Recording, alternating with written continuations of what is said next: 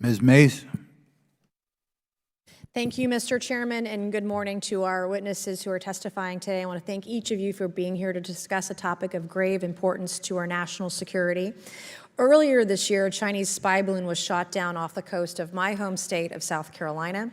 Since the Roswell incident in 1947, many Americans have wondered about the dangers of unknown objects crisscrossing our skies, whether these are UAPs or weather phenomena, advanced technology from American allied or enemy forces, or something more out of this world. So my first question, I have several questions, and if we can just be quick on these first two, I'm going to ask each of you the same question, and then I'll get to each of you individually. The first one, when you reported your experiences with a UAP, did any of you face any repercussions with your superiors, yes or no? No. No. I've actually never seen anything personally, believe it or not. So. All right. And then do you believe there's an active disinformation campaign within our government to deny existence of UAPs, yes or no? I don't have an answer to that. As previously stated publicly, yes. I think previously with like Project Blue Book, yes, but currently I don't speak for the United States government. Okay, thank you. I have a few questions for Mr. Graves. What percentage of UAP sightings, in your belief, go unreported by our pilots? This is an approximation based off of my personal experience speaking with a number of pilots, but I would estimate we're somewhere near 5% reporting, perhaps.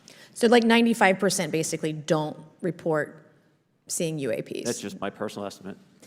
In the incident off Virginia Beach, do you believe the Navy took the danger to your aircraft seriously after it was reported? Absolutely. A few questions for Mr. Favor. As an expert naval aviator, have you ever seen an object that looked and moved like the Tic Tac UAP? No. Did the Tic Tac UAP move in such a way that defied the laws of physics? The way we understand them, yes. Many dismiss UAP reports as classified weapons testing by our own government, but in your experience as a pilot, does our government typically test advanced weapon systems right next to multi-million-dollar jets without informing our pilots? No, we have test ranges for that.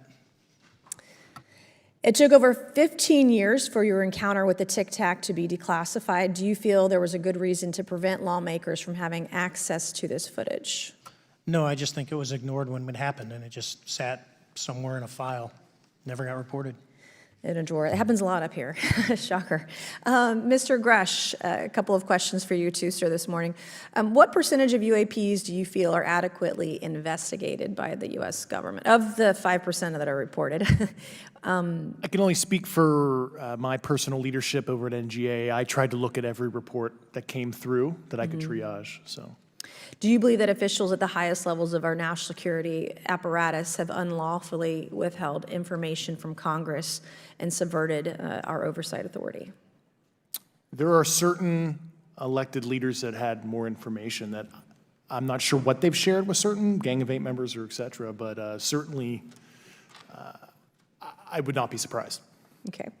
You've stated that the government is in possession of potentially non-human spacecraft.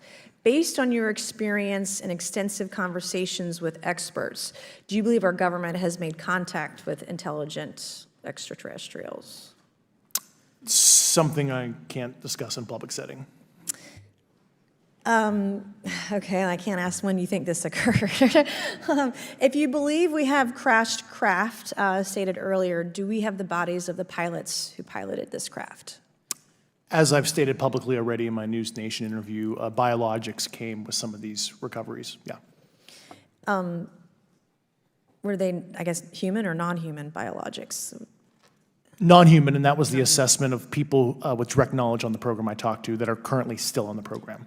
And was this documentary evidence, this video, photos, eyewitness? Like, how would that be determined? The specific documentation I would have to talk to you in a skiff about. Gotcha. Yeah.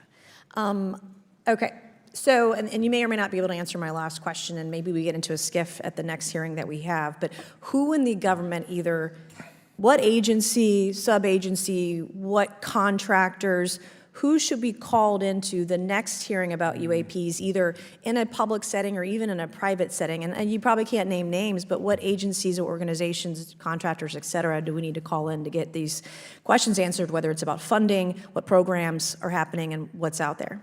I can give you a specific cooperative and hostile witness list of specific individuals that were in those. And how soon can we get that list?